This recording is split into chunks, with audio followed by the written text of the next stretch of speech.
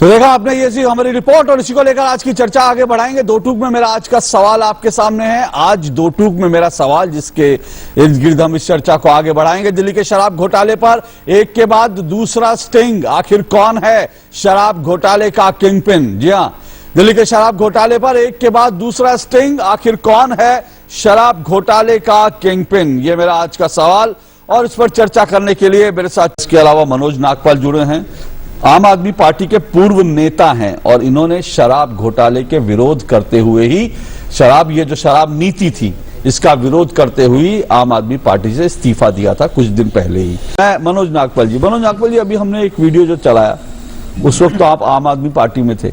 आपका भी मन बड़ा हिलोरे मार रहा होगा कि एक कैसे क्रांतिकारी आदमी आ गया। देखो, अब तो भ्रष्टाचार का सफाया, अब तो जो कोई बचेगा नहीं, सब अपने फोन में रिकॉर्ड करेंगे, दे धड़ाधड़, इसने पैसे मांगे, उसने पैसे मांगे। और अरविंद केजरीवाल एक दिन में अपना निकलेंगे नायक के हीरो की तरह चिट्ठी लेकर, अच्छा इसने करप्शन लिया, इसको बर्खास्त, इसको बर्खास्त, इसको बर्खास्त, इसको बर्खास्त।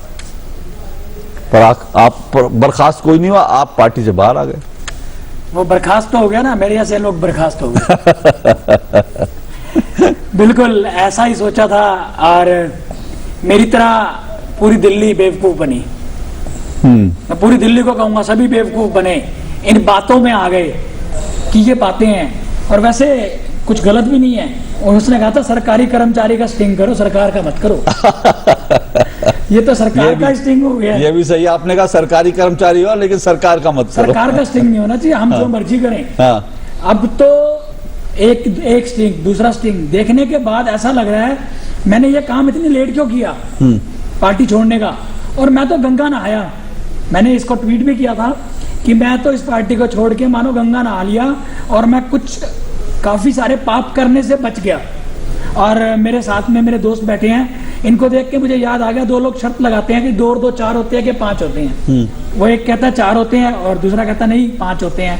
जो दोस्त कहता नहीं 5 होते हैं, कह रहा प्रूव कर ले, कहता जिससे मर्जी पूछ ले, कह रहा किसी से मर्जी पूछ ले, मैं मानूंगा तो 4 होंगे ना, मैं तो 5 ही मानूंगा। अब ये लोग नहीं मानेंगे, इन्होंने कुछ लिया है। इन्होंने जो ये हालात है, मैं पेपर्स लिख लिख के परेशान हूँ कि कहाँ से बोलना शुरू करूँ और कहाँ पर चुप हूँ।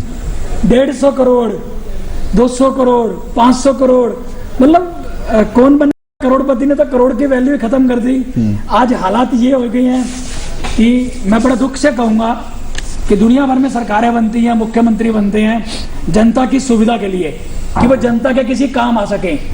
ये शायद पहला उदाहरण होगा पूरे विश्व भर के अंदर जहां मुख्यमंत्री बैठा है हमें तंग करने के लिए।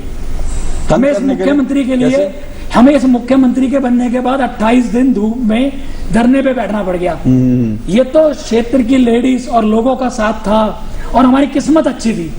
नहीं तो इन्होंने तो वहां ठेके खोल करके इलाके के अंदर हमारे जीने का अधिकार ही छीन लेना था। नहीं, लेकिन आज समझ में आया कि ठेके क्यों खोल रहे थे ये। अच्छा, आपको लगता है ये स्टिंग ऑपरेशन जो है, इसमें जो कुछ जो कंटेंट है, आपको उस पर भरोसा है? आपको लगता है सही होगा? मेरे को बिल्कुल भरोसा है। मेरे को इसलिए भरोसा है कि मैं गहराई में नहीं जा रहा, मैं सीधा मैंने तो एक ही ठेके पे देख लिया। जिस तरह से जल्दी थी उसको लाइसेंस देके फटाफट खोलने की, कि फटाफट सेल होगी तो 12% जाएगा, 12% जाएगा तो 6% की कट मनी आ जाएगी।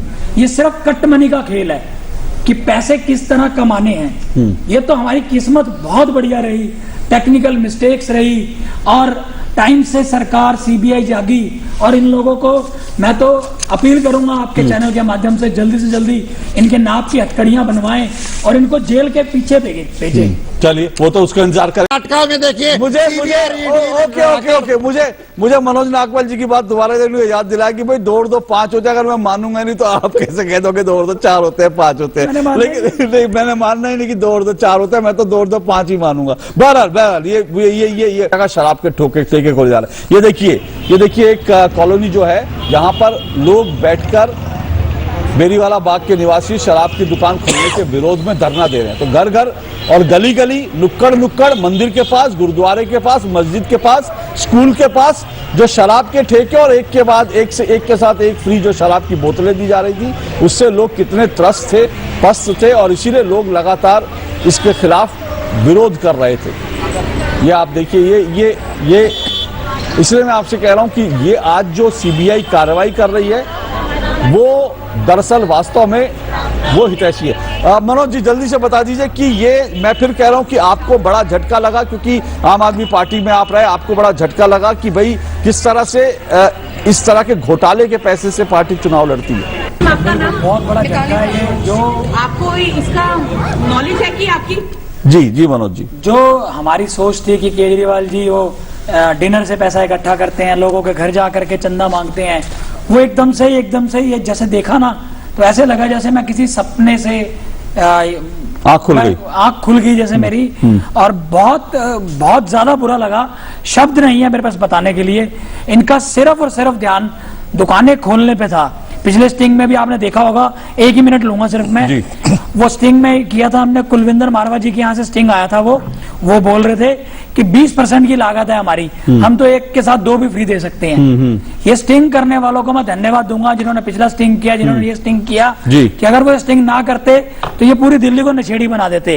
और सरकार का हाल ये था, देखो इतनी आरटीआई एक साथ लगाई है मैंने, एक का जवाब भी नहीं आता शराब को लेकर। जाहिर सी बात है, जिस चीज का जवाब होगा नहीं तो जवाब क्या देंगे, और सवाल है कि जिसमें घोटाला होगा उसमें जवाब क्या देंगे। और इनके अफसरों को चुप करवा रखा था, बिल्कुल मेरी तरह ही। बिल्कुल। तो चलिए, लेकिन आप बोलिए और आप बोलते रहेंगे और हम आपकी आवाज को देश की जनता तक पहुंचाते रहेंगे। कुल मिलाकर ये जो दूसरा स्टिंग ऑपरेशन भी सामने आया है, और इसके किंगपिन जो है, अगर साफ तौर पर ऐसा लग रहा है जो बीजेपी आरोप लगा रही है, अगर ये आरोप सही है तो ये गंभीर मसला और इसकी जांच होनी चाहिए। जांच तो हो रही है, पर बड़ी बात यह है कि इस जांच के बावजूद क्या अरविंद केजरीवाल जो कभी कहते थे स्टिंग ऑपरेशन करके लाओ मैं कार्रवाई करूंगा, आज वो स्टिंग ऑपरेशन पर कार्रवाई करने के लिए तैयार क्यों नहीं है?